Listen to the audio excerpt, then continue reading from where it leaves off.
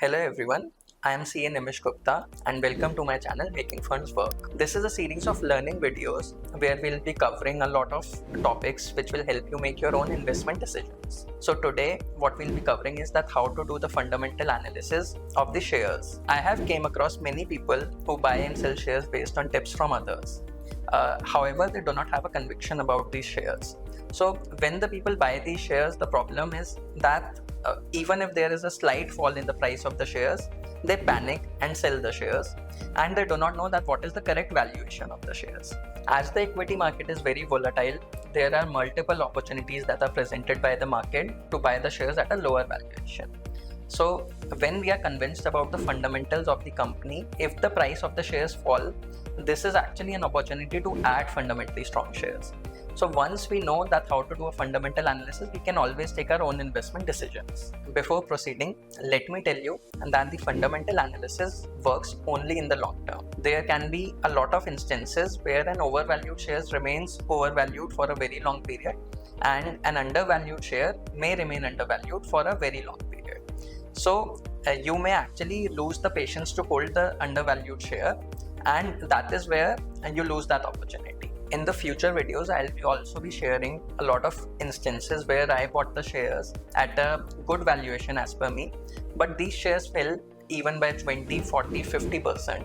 But I was able to add them since I was convinced about the quality of these companies. So fundamental analysis works in the long term, and it takes at least 3 to 5 years, which is considered as a long term period. Fundamental analysis consists of two analyses, that is the quantitative analysis and the qualitative analysis. Quantitative analysis focuses on the financial numbers and the annual report of the company. This includes the P&L, balance sheet, annual reports, and other management guidance that has been given. The qualitative focuses on the aspects such as the quality of the management, their educational qualification, the corporate governance structure that the companies follow, and the vision that they have. Both the quantitative and the qualitative analysis are equally important. For the quantitative analysis, we have to see the growth rate of the industry and the sector. So if the industry or the sector is not growing at a good rate, then it may be very difficult for the company to grow at a good rate. There may be cases where the industry is growing very fast, but the product in which the company is dealing may not be growing at that fast pace. So we will have to study the industry and the sector, and also the projections of that particular product. For this purpose, you need to look at sector analysis reports. You can even look at the research reports published by various brokers. There can be many sources, but what I use is trendline.com, where you can get various research reports free of cost by just creating your login. Once you log in, go to the reports section. You can see the section sector updates for reports on specific sectors, and go to the news research reports and search for particular reports on specific shares as well. So as an example, here is the latest report on Zomato.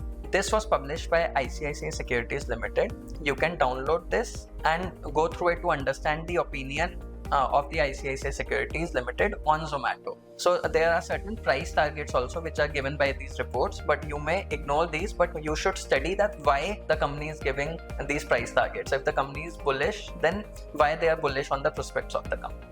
Once you are done with the industry analysis, then you need to identify the top stocks in that particular industry. To identify the top stocks, what I use is screener.in. So once you go to screener.in, on the screens tab, you can browse any of the sectors that you are interested in and the company that you want to research.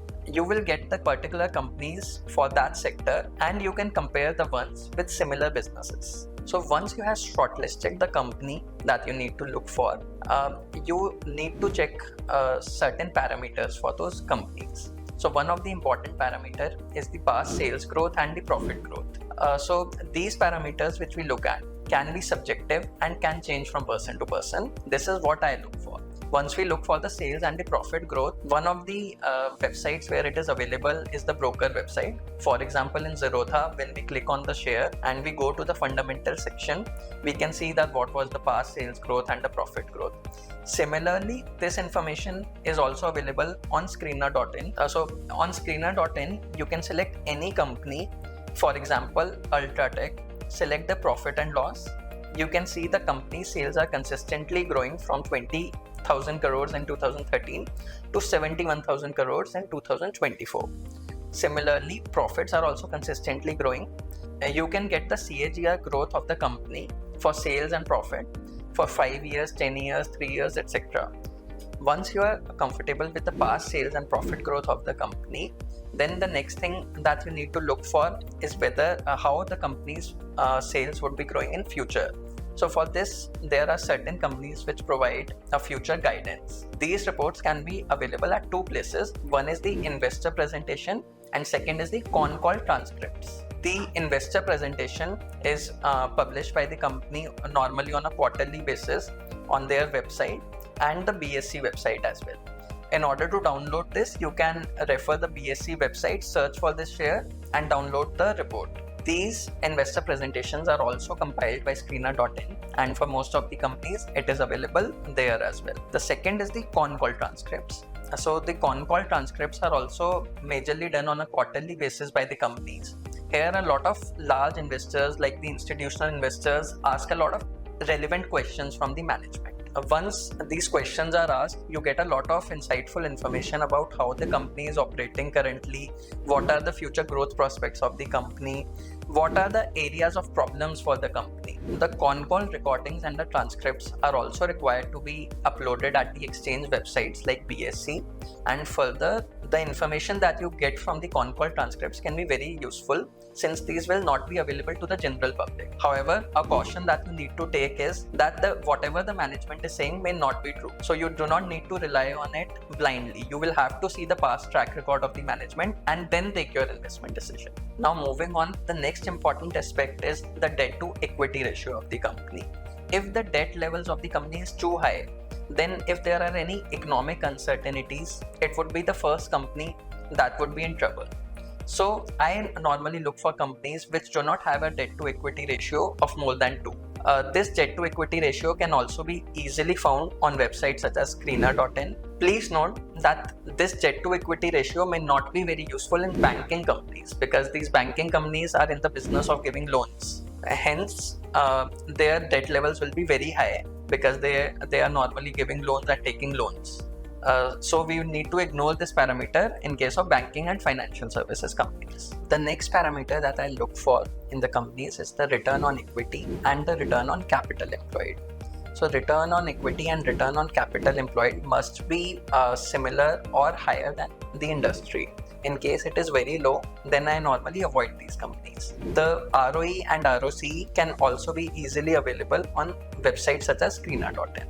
The next important parameter that you need to look at is the cash flow from operations. If the company is consistently generating negative cash flows despite having a good profitability, then also it may be a very dangerous investment.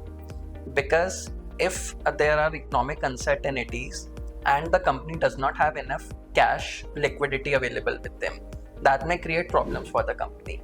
The company may not be able to pay its creditors on time and hence may not be able to get the supply of the goods that they need. Similarly, this may also mean that there is a problem from the debtors and the debtors are not paying the company on a timely basis. In this case, there can be a possibility that on a future date, the company may be recognizing a lot of bad debts. The next very important parameter that we need to look at are the valuation ratios. The most prominent ratios that are used are the price to earning ratio and the price to book ratio. The price to earnings ratio is the market price of the company divided by the earnings per share. So if the price to equity ratio is higher, that means that the company is expensive. When we are looking at the price to earnings ratio, what we also need to consider is the future growth prospects of the company. The company will command a higher PE in case the growth prospects of the company are good. So we will have to figure out that what would be the future price to earnings. If the company is growing at a very good rate, then the price to earnings ratio would fall in the future. Hence, even if the company is having a higher ratio, then also it may be prudent to invest in that company. Similarly, we have the price to book ratio, which is the market price divided by the book value per share. In case this is very high, then means that the company is expensively valued. We will have to understand the reasons that why certain companies' PE ratio and PP ratio are expensive. This may be due to the future growth prospects, or due to the order book that the company is already having, or due to certain elements in that specific industry, because the different industries trade at different PEs and PB ratios. While analyzing these ratios, you also need to keep in mind that there can be exceptional one-time items that may be appearing in the profit of the company. These may increase or decrease the profits. Hence, we need to remove these one-time exceptional items, as these will not be sustained in the future. The last parameter that you need to look at in the quantitative factors is the holding of the company. So whether the FII, DII, or the public is holding more stake in the company. In case the FII and DII stake of the company is increasing, that means that the strong investors are having an interest in the company and the public shareholder is decreasing. So normally what happens is that the public is the last to know about anything, and the public buying is not normally backed due to the fundamentals. Hence, an increase in the public shareholding can be considered a negative for the company. However, this may not always be true, because there can be certain instances where DII, FII suddenly buy a stake in the company and we may not know about it. So this should never be the only parameter that we will look at. In case of Ultratech, we can see that the FIIs are consistently increasing their stake while the public holding is decreasing consistently. So this is a good sign for the company. Now coming to the qualitative factors. In the qualitative factors, we need to study what is the quality of the management, what is their past experience, their qualifications, etc. One more thing that we need to look at is whether the management has achieved its past guidance or not. In case the management has achieved its past guidance, it means and proves their credibility. However, in case they are not able to achieve the past guidance, then we will have to take the future guidance also with a grain of salt. As an example, we will see the Ultratech's management. So Mr. KC Jhawar, Ultratech's managing director, has over 38 years of experience. He is a CA and was a part of Aditya Birla Group since 1981, hence his vast experience. Similarly, you need to study for the other key managerial persons as well. To check whether the past guidance has been achieved, you need to study the investor presentation and the past con call transcripts of the company and see whether the company has been able to achieve those numbers or not.